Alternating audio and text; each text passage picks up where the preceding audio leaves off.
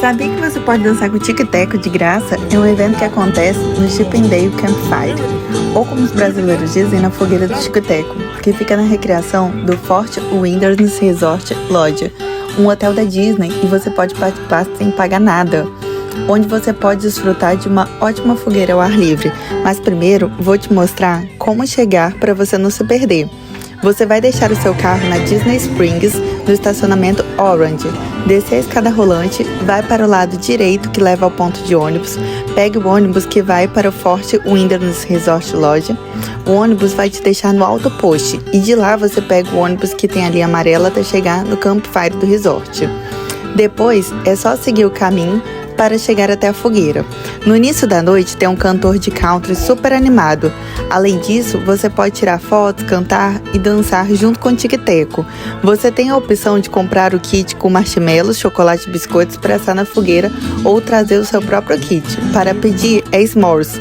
Depois de toda essa diversão em volta da fogueira, ainda há a opção de assistir um filme da Disney no hotel. Nós assistimos Star Wars. Imagina encerrar a noite relaxando enquanto desfruta de uma sessão de cinema sob as estrelas. É realmente incrível. E lembre-se, tudo com moderação. Aproveite os marshmallows e biscoitos na fogueira, mas sem exageros. Afinal, o equilíbrio é a chave para uma vida saudável. Não vai querer perder essa experiência única. A fogueira do Tico-Teco é muito divertido. Não só para as crianças, mas os adultos se divertem muito também. Eu mesma me diverti tanto quanto eles. Ou até mais, né? Aqui vão algumas dicas para aproveitar ao máximo o dia. O evento acontece ao ar livre todo final da tarde. Então verifique o horário com antecedência, mas costuma ser entre 19 e 21 horas. Mas tente chegar umas 2 horas de antecedência para aproveitar o resort e as brincadeiras que tem antes.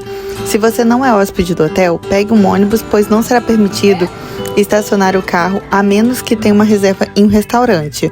O evento é completamente gratuito, você só precisará pagar pela comida se quiser comprá-la na hora, né, para assar na fogueira. Se gostou, dá um like. Se tiver outro lugar que queira conhecer, me fale. E se quer vir, já compartilhe com você para quando você precisar. E se quer mais dicas de vida saudável, de dicas nos Estados Unidos, confere aí se você já está me seguindo nas redes sociais.